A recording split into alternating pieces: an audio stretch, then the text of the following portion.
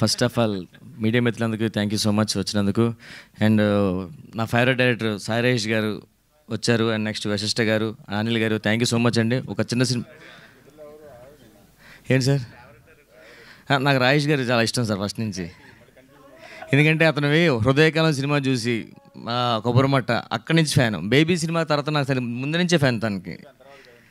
తర్వాత దాని తర్వాత మధ్యలో చాలాసార్లు మేము కామెడీ డిస్కషన్స్ పెట్టుకోవడం, సినిమా కావాల్సి మాట్లాడుకోవడం, చాలా ట్రావెల్ అయ్యాను. సో అందుకే నాకు అతను ఫేవరెట్. అతను ఐడియాస్ వేరే ఉంటాయి. అంటే అలాంటి సినిమా తీసి ఇలాంటి సినిమా తీసిన ఎవరు ఎక్స్పెక్ట్ చేయరు కదా. సో ఇప్పుడు తెలుగు సినిమాని తీసుకెళ్ళి అక్కడ బాలీవుడ్లో కూడా డైరెక్ట్ చేస్తున్నారు. మీరు అక్కడ సెటిల్ కూడా సార్, మరి ఇక్కడే ఉన్నాడు ప్లీజ్, ఎందుకంటే మాకు మళ్ళీ మంచి కామెడీ సినిమాలు కావాలి ఇక్కడ. థ్యాంక్ యూ సో మచ్ వచ్చినందుకు అందరికీ. మా హీరో గారు నాకు ఎప్పటి నుంచో ఆల్మోస్ట్ నెపోలియన్ అయిన తర్వాత కలిశారు. రాంప్రసాద్ గారు మధ్య కలిసి సినిమా చేయాలి సార్, ఖచ్చితంగా చేయాలని ఎప్పటి నుంచో అంటున్నారు. అని సీరియస్గానే అడిగి ఈ సినిమాకి తనే పిలిచి మీరు నాతో పాటు చేస్తున్నారంటే నాకు అవకాశం ఇచ్చారు. Thank you so much. And next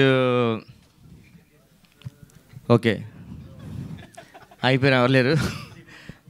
నా గురించి అంటే సినిమాలో ఫుల్ లెంత్ క్యారెక్టర్ అంటే సినిమాలో ఉండే ఒక 4 క్యారెక్టర్లో నాది హీరో, హీరోయిన్ గారు, నేను, ఇంకొక క్యారెక్టర్ ఉంటుంది. సో చాలా మంచి క్యారెక్టర్ నాది. ఖచ్చితంగా మీ అందరికీ నచ్చుతుంది. అంటే హారర్లో కూడా ఇప్పుడు చూసారు కదా ఇద్దరు షాకిని డాకిని. మీరు కానీ ముందే వచ్చి ఉంటే దివ్య ప్లేస్లో మీరే ఉండేవారండి. యాక్చువల్గా అసలు మీరు కొంచెం లేట్ అయ్యారు అంతే.